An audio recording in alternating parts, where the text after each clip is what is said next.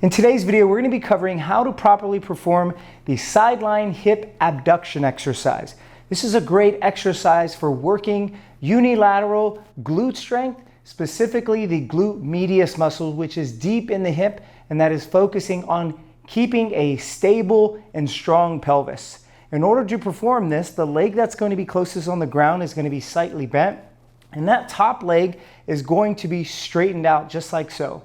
I like to sometimes have patients place that top hand on the ground just so that it prevents their pelvis from rolling out. Now what we're going to do now with the leg extended, I'm going to internally rotate my hip, almost as if I'm slightly turning my foot downward at the ground.